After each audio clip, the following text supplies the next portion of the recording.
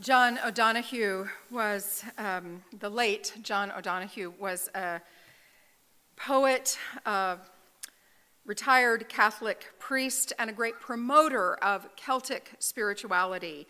And he was a speaker of Gaelic, and he wrote this blessing called Beannacht. The word Beannacht means blessing.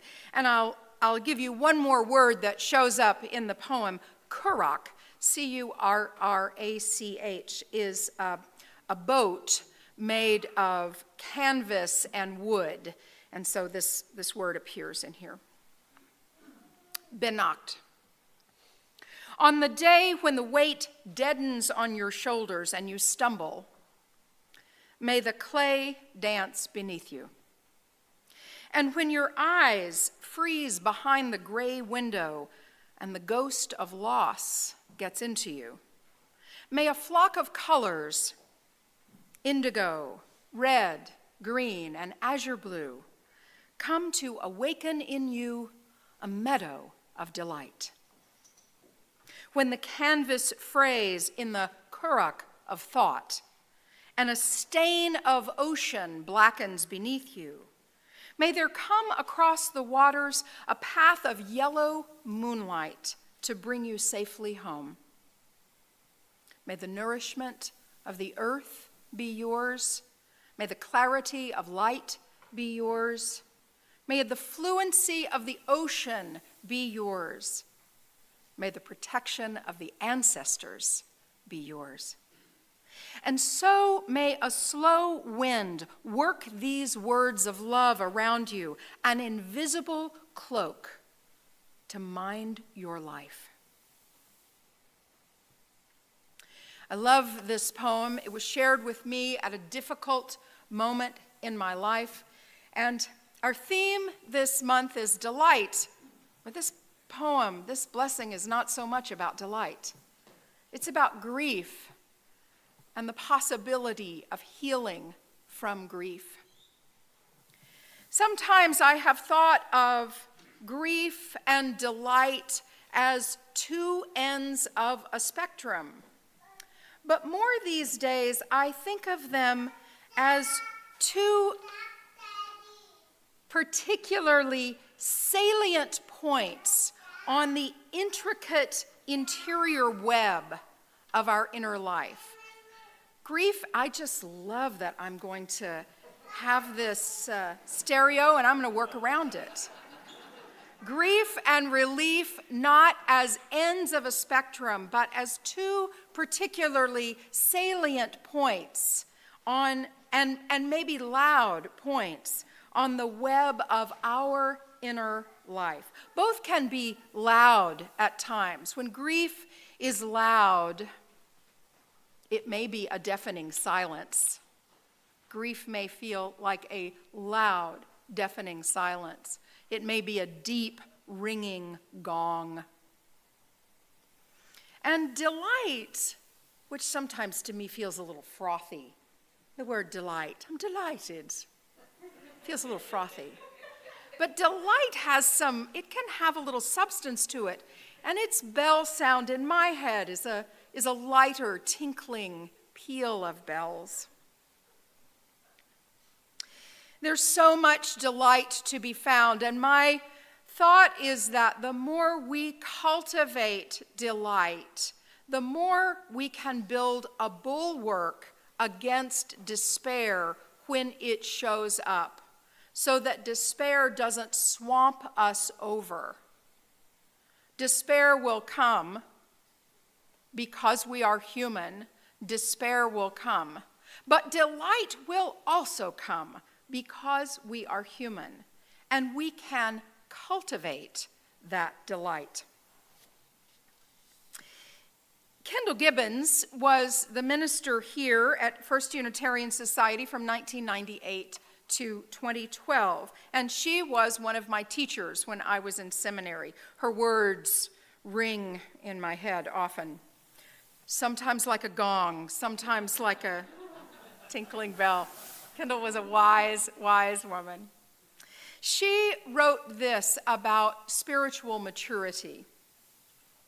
Just as we grow and mature physically and keep ourselves healthy with regular exercise, just as we grow and mature mentally and develop our minds through learning, just as we grow and mature emotionally and deepen our relationships by intentional sharing ourselves with others, just as we grow and mature ethically and build moral character from the values to which we are loyal, so I am persuaded that we grow and mature spiritually as well.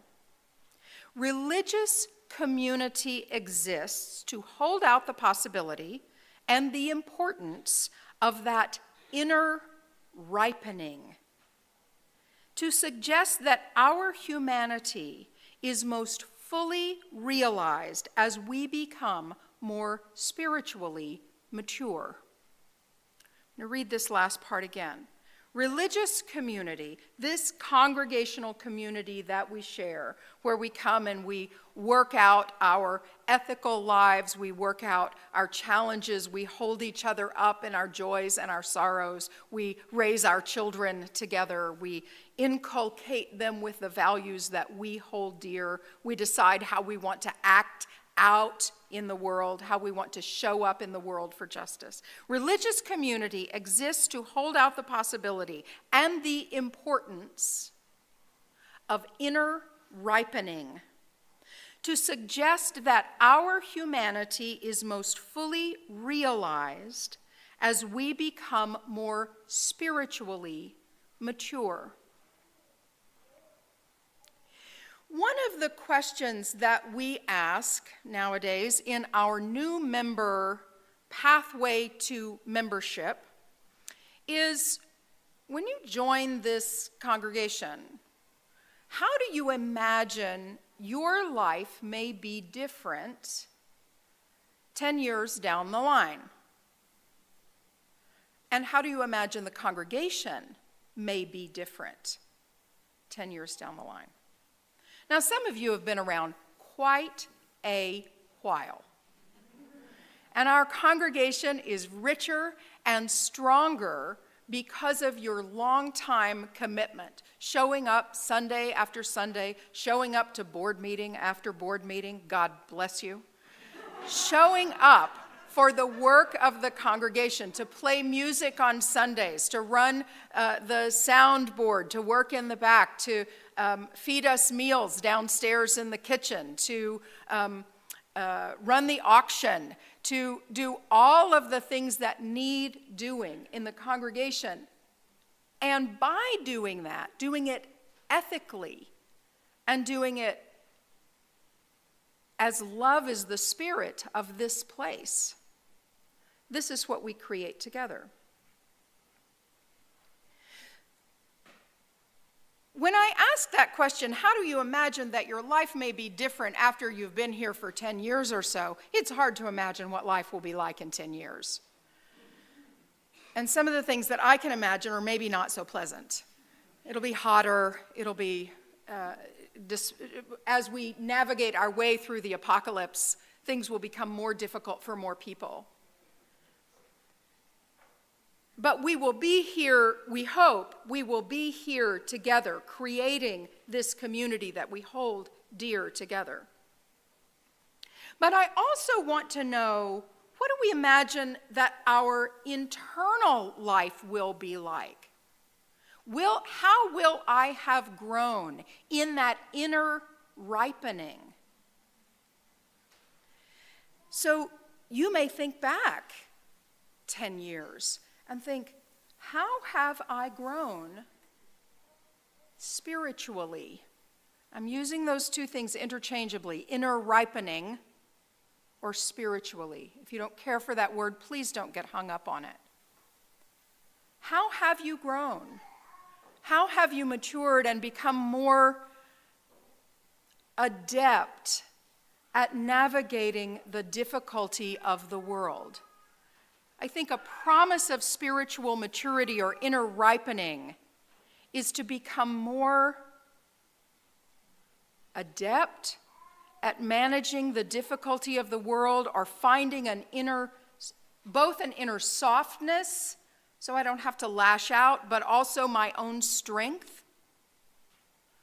We all face challenges in our day-to-day life. And if what we do here together as a congregational community doesn't help us navigate better,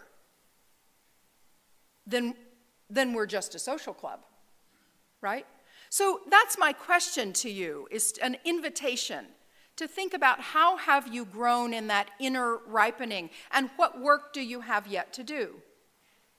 I want to suggest a couple of ways that inner ripening can happen from the perspective of delight.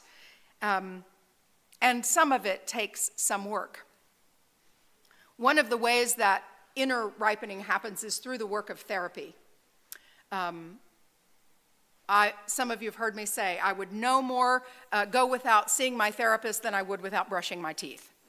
I believe in it so strongly, and it's essential in my life. Even when I don't have a specific thing to work on, somebody listens to me for an hour, and for someone in a helping profession, it's good for somebody to have their focus on what's happening interiorly.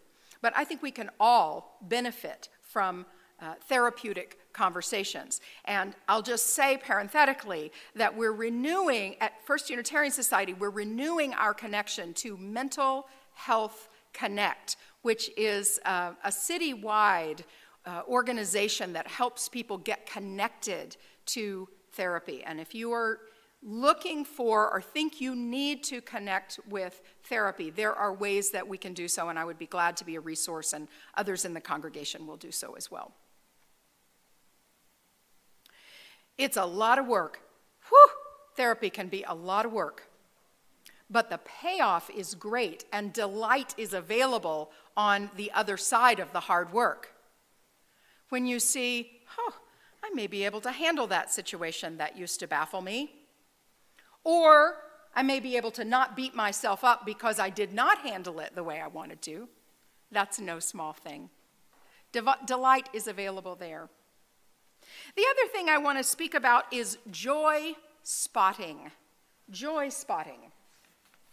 Joy spotting is free. It's a simple practice of tuning your attention to joy in your surroundings. It's free, easy. It can be done in just a few seconds. And the best part, the more you do it, the more joy you will see. The more joy you'll start to recognize. You might look up as you're out for your walk and see balloons or birds that attract you, or look down and see somebody's groovy shoes. That's just a moment of joy. You might keep your eye out for color. Somebody's got some great groovy color in their hair. You might see circles or shapes or symmetry. Somebody's wearing a really attractive gingham shirt that you just like, and so I'm looking at you, Brother Paul. That's a little moment of delight, right? That's just something to look out for. You can look for weirdness. In a world that feels a little bit buttoned up, keep your eye out for the weird and the unusual. That can often bring delight.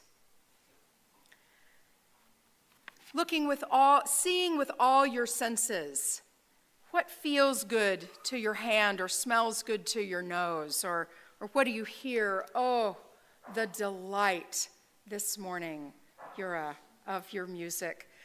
When I was in early before you all arrived, I had brought some flowers, and I got to sit here arranging flowers while Yura practiced, and that was sheer delight this morning. Joy spotting helps us cultivate delight, and that can build a bulwark against despair. Delight may, in its small moments, feel a little frothy, but you put those small moments together, and they can build something strong and substantial against despair that could swamp us. Let me tell the story again of the flower celebration, this 100th anniversary of the flower celebration. This was an effort to find delight in a difficult time. And this is the story of Norbert Čapek. His mother was a devout Catholic, his father agnostic. He became an acolyte at age 10 in 1890 at St. Martin's Catholic Church in Czechoslovakia. Was it Czechoslovakia in 1890? Would that be the right name of the country? Say again? Part of the Habsburg Empire. Okay. In the years that followed, he became disillusioned. His priest was a cynic. Cynicism. At age 18, he apprenticed to his uncle in Vienna, and he discovered the Baptists and became a Baptist minister. And he founded almost a dozen Baptist churches from Ukraine to Budapest. And slowly, his faith became more and more liberal. He left Bohemia under government threat and accepted a call to serve a Baptist church in New York City. Now, y'all know that the Baptists in New York City are not like the Southern Baptists, right? I just want to make sure we're clear. He became more liberal and a Baptist. Just get that right, okay? Until one day in 1919, and he wrote in his diary, "I cannot be a Baptist anymore, even in compromise. The fire of new desires, new worlds is burning in me." Norbert and his wife, Maya Čapek, joined a Unitarian church in New Jersey in 1921 for the same reason a whole lot of you did. Their children liked the religious education program. That's the power of our Sunday school, right? World War I ended, and the Čapeks returned to their home country, now independent, now Czechoslovakia. There we go. His Unitarian church was the Prague Liberal Religious Fellowship. In just 20 years, they had a membership of 3,200 people. The traditional Christian communion service of bread and wine wouldn't meet the needs of his congregation because his church, like our congregation, had people who believed different things. So Čapek turned to the countryside, the beauty of the countryside and the flowers there. In 1923, he developed the flower ceremony.